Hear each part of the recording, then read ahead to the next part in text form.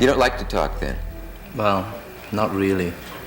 Sometimes if there's something to say, but there's really nothing to say these days.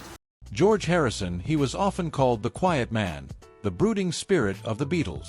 While John Lennon and Paul McCartney basked in the glory of fame, George Harrison stood in the background, quietly shaping his own voice. But behind that calm exterior lay a storm of resentment that few could have imagined.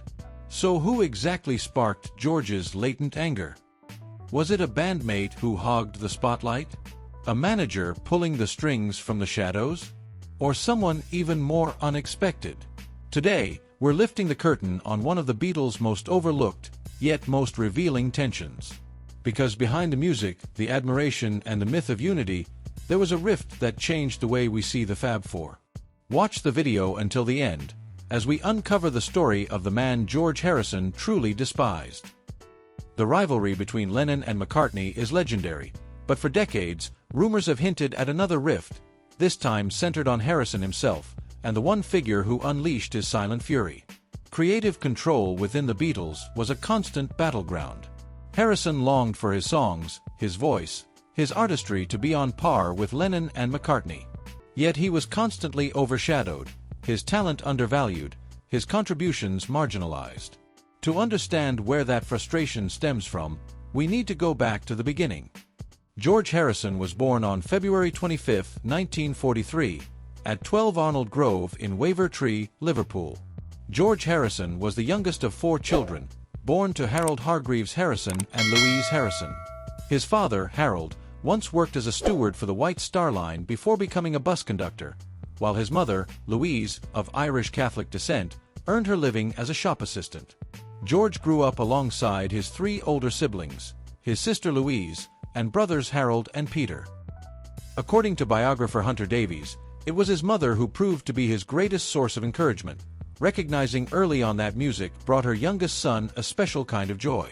Louise Harrison herself was a woman with music flowing through her veins. She loved to sing, and her strong, spirited voice often shook the windows of their modest home, leaving visitors both startled and amused. Music, for her, was more than a pastime. It was an expression of life, and she passed that sensibility down to George. Even before he was born, music played a role in shaping George's world. While pregnant, Louise developed a fascination with the Radio India broadcasts. She would listen intently to the mesmerizing tones of sitars and tablas, believing those mystical sounds would soothe her unborn child. As author Joshua Green later observed, every Sunday she tuned in to the mystical sounds evoked by sitars and tablas, hoping the exotic music would bring peace and calm to the baby in the womb. George's earliest years were spent at 12 Arnold Grove, a tiny terraced house in Wavertree, Liverpool. The place was humble, almost austere. An outdoor toilet and a lone coal fire provided the family's basic needs. In 1949, when George was 6, the Harrisons moved to a council house at 25 Upton Green in Speke. That same year, George began his education at Dovedale Primary School, taking the first steps of a journey that would eventually lead far beyond the narrow streets of Liverpool. George Harrison's path to music truly began during his school years. After passing the 11+ exam, he attended Liverpool Institute High School for Boys from 1954 to 1959. Although the school offered a music program, George quickly grew frustrated. There were no guitars, and the rigid atmosphere left him uninspired. Still, his musical imagination was already alive. As a child of the 1950s, Harrison absorbed a wide range of influences. He admired the wit of George Formby, the swing of Cab Calloway, the jazz brilliance of Django Reinhardt, the melodies of Hoagy Carmichael, and the raw energy of Carl Perkins and Lonnie Donegan. Yet the turning point came in early 1956. While riding his bike, George suddenly heard Elvis Presley's Heartbreak Hotel drifting from a nearby house. That moment was electric. It ignited his lifelong fascination with rock and roll. Even in the classroom, his obsession with guitars was impossible to hide. He filled the margins of his school books with sketches of guitars and often declared, "I was totally into guitars." Slim Whitman became another key inspiration. Whether seen in a magazine or on television, Whitman's presence deepened George's conviction that the guitar was his calling. At 14, his dream became tangible. A school friend, Raymond Hughes, offered to sell him a guitar. His mother Louise stepped in and bought it for £3.10, a modest sum then, but equivalent to about £110 in today's money. A family friend soon showed George a few basic songs, including Whispering, Sweet Sue, and Dinah. Those first chords opened the door to everything that followed. Inspired by the skiffle craze led by Lonnie Donegan, George teamed up with his brother Peter and friend Arthur Kelly to form a skiffle group they called the Rebels. It was around this time that fate intervened. On his daily bus ride to school, George met Paul McCartney. What began as a casual encounter grew into a friendship that would one day alter the history of popular music. By March 1958, Harisson was already moving into serious musical circles. He auditioned for John Lennon and Paul McCartney's skiffle outfit, the Quarrymen, at Rory Storm's Morgue Skiffle Club. Lennon initially dismissed him. At just 15, George seemed too young. But Paul arranged another chance, this time on a Liverpool bus. George played the guitar instrumental Raunchy with such skill that Lennon changed his mind. Soon, Harisson was spending more time with the group and was eventually welcomed as a member. Though his father hoped he would continue his education, George left school at 16. He briefly worked as an apprentice electrician at Blackler's, a local department store, but his heart was never in it. Music was already pulling him elsewhere. By 1960, as the Quarrymen began playing more gigs, George adopted the stage name Carl Harisson, a tribute to his idol Carl Perkins. That same year, the group, now evolving into what would soon be called the Beatles, secured their first major opportunity under manager Alan Williams. They were booked to play at Bruno Koschmider's Indra and Kaiser Keller clubs in Hamburg, Germany. It was the start of a new chapter, one that would transform George Harisson from a Liverpool schoolboy into a cornerstone of the greatest band in history. Hamburg was the band's testing ground. Night after night in the smoky clubs, the Beatles sharpened their craft and hardened their sound. But the residency ended abruptly. George Harisson, still underage, was deported when authorities realized he was too young to legally perform in nightclubs. By December 1961, a new chapter began. Brian Epstein stepped in as their manager, polishing their image and guiding them toward bigger stages.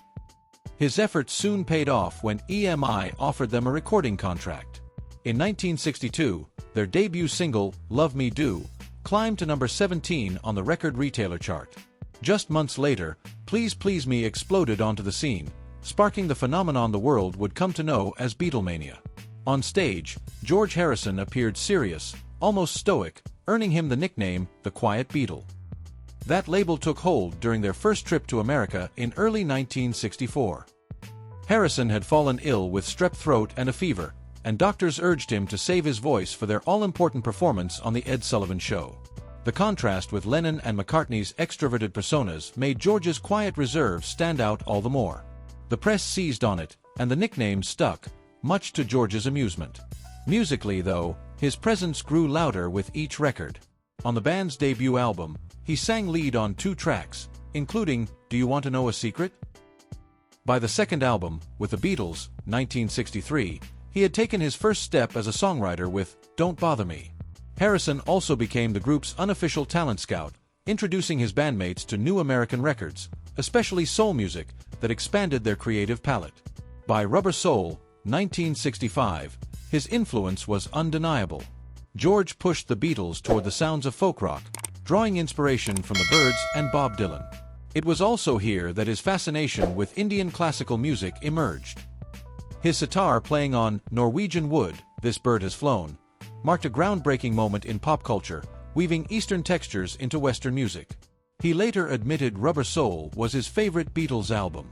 With Revolver, 1966, Harisson came into his own as a songwriter. He opened the album with Taxman, a sharp commentary on Britain's tax system, and contributed Love You To, which embraced sitar and tabla, earning him the title the Maharaja of Ragarok. He also added a haunting tambura drone to Lennon's Tomorrow Never Knows, pushing the band further into uncharted sonic territory. George's musical and spiritual journey became deeply entwined. His sitar work on Norwegian Wood was praised by ethnomusicologist David Reck as one of the first authentic representations of Asian culture in Western pop music.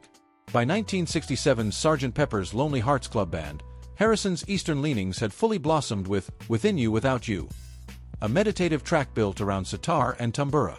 He even insisted on including images of Indian gurus on the album cover, a reflection of his deepening spiritual quest. Though he later described Sgt. Pepper as both a triumph and a burden, its impact was undeniable.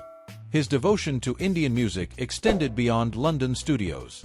In January 1968, Harisson traveled to Bombay and recorded The Inner Light with local musicians, creating the first Beatles single directly shaped by Hindu philosophy and meditation. But as his creativity soared, tensions within the Beatles boiled over. During the chaotic sessions for the White Album later that year, arguments reached such intensity that Ringo Starr briefly quit the band. George's own contributions, however, were among the highlights, While My Guitar Gently Weeps, featuring Eric Clapton, and the funky, horn-driven Savoy Truffle. By the end of 1968, Harisson found himself reinvigorated by a visit to Woodstock, where Bob Dylan and the band inspired him with their spirit of communal music-making. For George, it was a glimpse of the kind of artistic freedom he had always craved. As the 1960s drew to a close, George Harrison's longing for creative freedom clashed more openly with John Lennon and Paul McCartney's dominance. The breaking point came in January 1969 during the tense Let It Be sessions at Twickenham Studios. Frustrated with the atmosphere and the strained relationships, Harisson simply walked away on January 10th. For 12 days, the Beatles carried on without him. His return came only after a compromise. The group abandoned McCartney's idea of returning to live public performances and instead moved the project to Apple Studios. The tension eased slightly, but it never truly disappeared. By the time of Abbey Road later that year, Harisson was finally stepping into his own. His contributions included two songs that music historian Peter Lavazzoli would later call classics, Here Comes the Sun and Something. For the first time, Harisson stood shoulder to shoulder with Lennon and McCartney as an equal songwriter. Something became especially significant. Released as part of a double A-side single with Lennon's Come Together, it soared to #1 on the US Billboard Hot 100 and top charts in Canada, Australia, New Zealand, and West Germany. Frank Sinatra praised it as the greatest love song of the past 50 years, recording it twice during the 1970s. Even John Lennon himself admitted it was the best track on Abbey Road. To this day, Something ranks among the most covered Beatles songs, second only to Yesterday. In May 1970, Harisson notched another achievement when For You Blue, paired with McCartney's The Long and Winding Road, also reached #1 on the US charts. By then, Harisson had written a stockpile of songs, far more than the 2 or 3 he was usually permitted to contribute to each Beatles album. His frustration at being sidelined became a major factor in the band's eventual breakup. His last recording session with the group took place on January 4, 1970, when he joined McCartney and Ringo Starr to overdub tracks for Let It Be.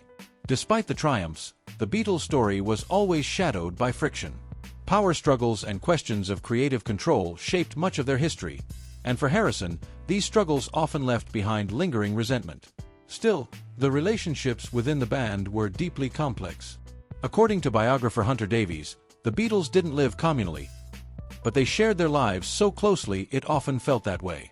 Pattie Boyd, Harrison's first wife, recalled that the four men belonged to each other in a way no outsider could ever fully understand. Ringo Starr too remembered the bond with fondness, speaking of how they looked after one another, laughed endlessly, and found joy even in the cramped confines of hotel bathrooms. For all the conflict, their closeness was undeniable. Among the most layered of these relationships was the one between George Harisson and Paul McCartney. The two first met as boys on a Liverpool bus, drawn together by their shared love of guitars. They spent hours learning chords side by side, building the foundation of a partnership that would carry into the Beatles' glory years. McCartney often called George his baby brother, reflecting a bond that felt almost familial. But as the band evolved, so too did their relationship, and not always for the better. Tensions began to show more clearly during the making of Sgt. Pepper's Lonely Hearts Club Band in 1967. While the album became a cultural milestone, it was largely shaped by McCartney's vision. His growing dominance sometimes left Harrison's contributions overshadowed, planting the seeds of frustration that would continue to grow in the years that followed. Before 1969, George Harisson often struggled to gain equal footing with John Lennon and Paul McCartney as a songwriter within the Beatles. While his talent was undeniable, His compositions were frequently sidelined in favor of the Lennon-McCartney partnership, leaving Harisson frustrated and eager for recognition and greater creative freedom. By the time Abbey Road was recorded in 1969, his patience had worn thin. Clashes with McCartney became more visible, as Harisson pushed back against Paul's tendency to alter or control his songs. For the first time, Harisson firmly asserted his independence, making it clear he would no longer simply accept a secondary role. In a conversation later documented by Anthony Fawcett, McCartney even admitted to Lennon that Harrison's songs had caught up to theirs in quality. Yet Harisson dismissed the idea of any sudden leap in ability, explaining that most of those songs had been written years earlier. What had changed, he said, was his willingness to write without caring whether his bandmates approved. This marked a turning point. McCartney reluctantly acknowledged Harrison's artistic growth, while Harisson emphasized his autonomy and his refusal to seek validation. Their relationship became a mix of respect, tension, and rivalry. In a 1974 interview, Harisson bluntly admitted that he would rather have bassist Willie Weeks than McCartney, describing Paul as a bit overpowering. Though he respected Paul's skill, Harisson often found his methods stifling and overbearing. One example stood out: the recording of Maxwell's Silver Hammer in 1969. Harisson recalled how McCartney poured immense energy into his own material, yet often treated Harrison's songs with far less enthusiasm. To Harisson, Paul's perfectionism could feel selfish and exhausting, especially when it meant other voices in the band were pushed aside. Years later, in a 2020 interview, McCartney candidly acknowledged that during the Beatles' years he had underestimated Harrison's songwriting. He described George as a late bloomer, who eventually went on to write some of the band's finest songs. It was a recognition that came too late for Harisson during the band's prime, but it confirmed what he had long believed: his music deserved equal respect. The creative imbalance between them not only caused friction within the Beatles, but also made a true reunion unlikely after Lennon's death. Even when Harisson, McCartney, and Ringo came together as the Threetles in 1994 to rework Lennon's demos, disagreements persisted. Both men admitted they could easily get on each other's nerves, proof that old patterns were never far beneath the surface. Still, as Harisson faced the final years of his life, his outlook softened. When asked in 2001 whether McCartney annoyed him, he quoted an old Victorian proverb: "Scan not a friend with a microscopic glass. You know his faults, then let his foibles pass." It was a telling response, showing his decision to accept their differences rather than dwell on past grievances. On November 29, 2001, Harisson passed away at the age of 58, after a long battle with cancer. Paul McCartney later recalled visiting him just days before his death. They sat together for hours, talking and laughing about trivial things, as if suspended in a dream. McCartney remembered holding Harrison's hand, something they would never have done as young men in Liverpool, and described him as almost like my baby brother. In the end, despite decades of conflict and rivalry, their bond endured. It was a relationship defined by creative clashes, artistic brilliance, and a deep, complicated love that could never be broken. Thank you for watching the video. Please watch the upcoming videos to support the channel. Thank you and see you again.